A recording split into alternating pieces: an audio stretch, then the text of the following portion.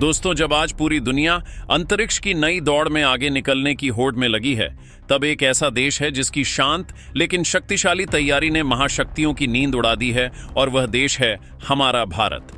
वर्षों तक दुनिया के बड़े बड़े देशों को लगता रहा कि स्पेस टेक्नोलॉजी सिर्फ उनके बस की बात है, कि अंतरिक्ष में इंसान भेजना और उसे सुरक्षित वापस लाना केवल वही कर सकते हैं जिनके पास अरबों डॉलर और दशकों का अनुभव है। लेकिन भारत ने एक बार फिर साबित कर दिया है कि हौसला, प्रतिभा और आत्मनिर्भर सोच किसी भी बजट से बड़ी ताकत होती है। हमारे वैज्ञानिकों ने खामोशी से, बिना शोर मचाए, एक ऐसी तकनीक तैयार कर ली है जिसने वैश्विक स्पेस समुदाय को चौंका दिया है। यह सिर्फ एक टेस्ट नहीं था, यह भारत की क्षमता का ऐलान था। यह संदेश था कि अब अंतरिक्ष की ऊंचाइयों पर तिरंगा और मजबूती से लहराने वाला है। अभी इस वीडियो को लाइक करें और चैनल को सब्सक्राइब जरूर करें, ताकि ऐसी ही दमदार और गर्व से भर देने वाली जानकारी आपको सबसे पहले मिलती रहे। नीचे कमेंट करके जरूर बताएं कि आप भारत के किस राज्य या शहर से देख रहे हैं, और कमेंट में पूरे जोश के साथ लिखें, भारत माता की जय जय हिंद। दोस्तों, जिस तकनीक को विकसित करने में कई विकसित देशों को सालों लग गए, जिस पर अरबों डॉलर खर्च हुए, उसी स्तर की जटिल प्रणाली को भारतीय वैज्ञानिकों ने स्वदेशी संसाधनों और अपनी मेधा के दम पर साकार कर दिखाया।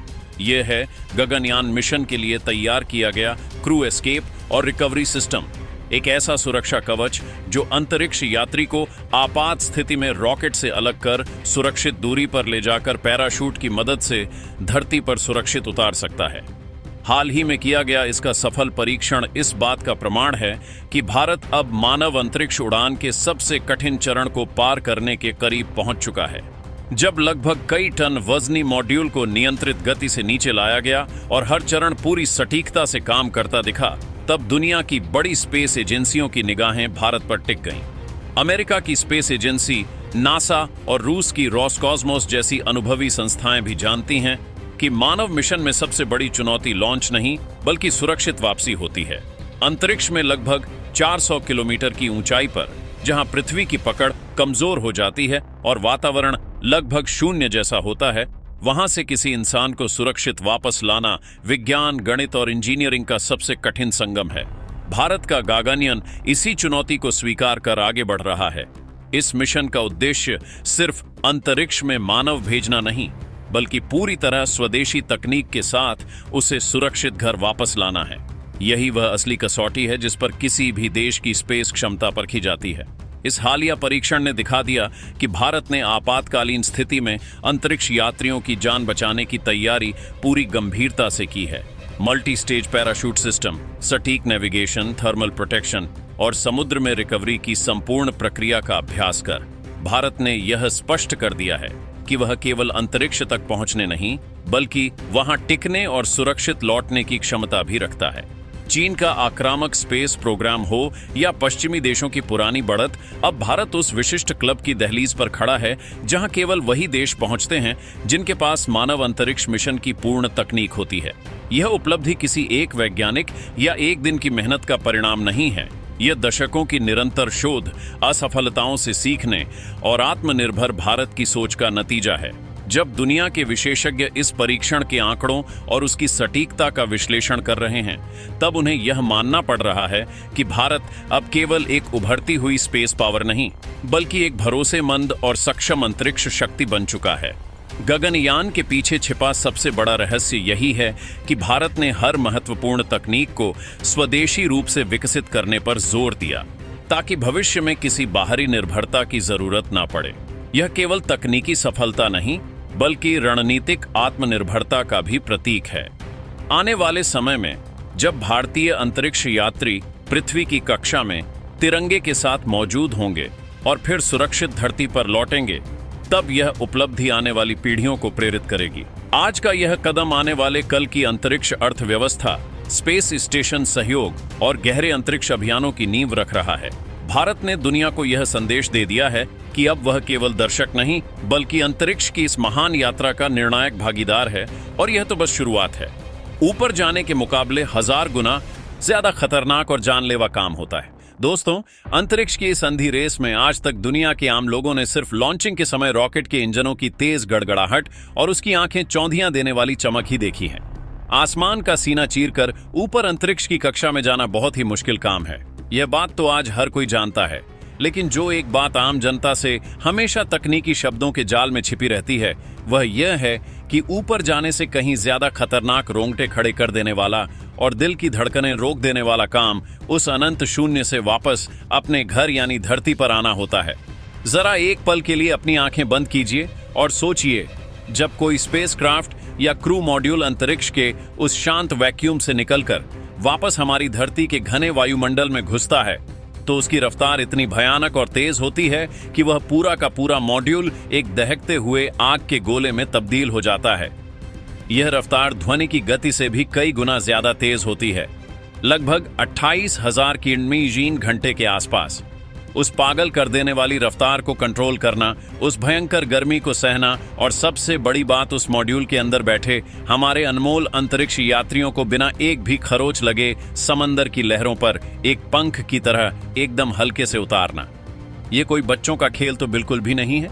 यह वो पल होता है जिसे विज्ञान की भाषा में 7 मिनट का खौफ भी कहा जाता है।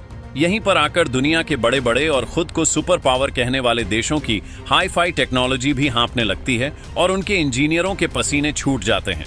लेकिन आज हमारे लिए सबसे बड़ी खुशी की बात यह है कि भारत ने उसी खौफनाक और जानलेवा वापसी को एक ऐसे अचूक और बेहद आधुनिक तंत्र से पूरी तरह सुरक्षित कर दिया है, जिसे भेदना या जिसमें कोई भी तकनीकी चूक होना एकदम नामुमकिन के बराबर कर दिया गया है। भारत का यह महत्वाकांक्षी गगनयान मिशन कोई साधारण मिशन नहीं है। यह हमारे देश के इतिहास का वह स्वर्णिम और ऐतिहासिक कदम है जब भारत पहली बार अपने ही देश के नागरिकों को अपने ही देश में बने बाहुबली रॉकेट में बैठाकर अंतरिक्ष की सैर पर भेज रहा है। अभी हाल ही में हमारे प्रधानमंत्री जी ने उन 4 बहादुर अंतरिक्ष यात्रियों के नामों का भी ऐलान किया है जो इस ऐतिहासिक उड़ान का हिस्सा बनने वाले हैं। Group captain Prashant Balkrishna Nair, group captain Ajit Krishnan, group captain Angad Pratap और विंग कमांडर शुभांशु शुक्ला। यह वो 4 शूरवीर हैं जिन पर आज पूरे 140 करोड़ भारतीयों की उम्मीदें टिकी हुई हैं। और दोस्तों, जब बात अपने ही देशवासियों की, अपने हीरों की जान की सुरक्षा की हो, तो हमारे भारतीय वैज्ञानिक किसी भी बाहरी या विदेशी देश की तकनीक पर रत्ती भर भी भरोसा नहीं करते। पश्चिमी देश पिछले कई सालों से अपनी महंगी टेक्नोलॉजी हमें बेचने की फिराक में बैठे थे। वे एक गिद्ध की तरह हमारे स्पेस प्रोग्राम पर नजर गड़ाए हुए थे और अंदर ही अंदर यह चाहते थे कि भारत अपने अंतरिक्ष यात्रियों की सुरक्षित वापसी के लिए उनके बनाए हुए महंगे पैराशूट और रिकवरी सिस्टम खरीदे, ताकि भारत जिंदगी भर उनका मोहताज बना रहे और अंतरिक्ष की इस दौड़ में कभी पूरी तरह आत्मनिर्भर न हो पाए। लेकिन भारत के रक्षा और अंतरिक्ष संस्थानों ने मिलकर उन्हें एक ऐसा करारा और मुंहतोड़ जवाब दिया है कि आज उनकी बोलती हमेशा के लिए बंद हो गई है। दोस्तों, भारत के रक्षा अनुसंधान और विकास संगठन यानी DRDO और हमारी शान इसरो ने मिलकर पूरी दुनिया को यह बात बिल्कुल साफ कर दी है कि नया भारत अब किसी के भी आगे हाथ नहीं फैलाएगा। DRDO की आगरा स्थित aerial delivery research and development establishment lab, जिसे शॉर्ट में ADRDA कहा जाता है, वहां के होनहार वैज्ञानिकों ने दिन और रात एक करके अपनी नींदें कुर्बान करके एक ऐसा 100% स्वदेशी पैराशूट सिस्टम तैयार किया है जिसने विदेशी कंपनियों के लालची मुंह पर हमेशा के लिए एक बड़ा सा ताला लगा दिया है। यह एक ऐसा बेहद पेचीदा और उलझा हुआ सिस्टम है जिसे बनाने में गणित, भौतिक विज्ञान और एरोडायनामिक्स के सबसे मुश्किल फार्मूले इस्तेमाल होते हैं। क्या आपको पता है कि हवा के भारी दबाव, धरती के गुरुत्वाकर्षण बल और वायुमंडल के भयंकर घर्षण को एक साथ मात देकर कई टन वजन वाले एक भारी भरकम क्रू मॉड्यूल कैप्सूल को सुरक्षित नीचे लाना एक ऐसा जटिल विज्ञान है जिस पर अब हमारे भारत ने पूरी तरह से और बहुत ही शानदार तरीके से महारत हासिल कर ली है। यही सबसे बड़ी वजह है कि आज भारत की इस जबरदस्त कामयाबी को देखकर पूरी दुनिया दांतों तले उंगलियां दबा रही है और हमारे कुछ पड़ोसी मुल्क जो आतंकवाद पालने में व्यस्त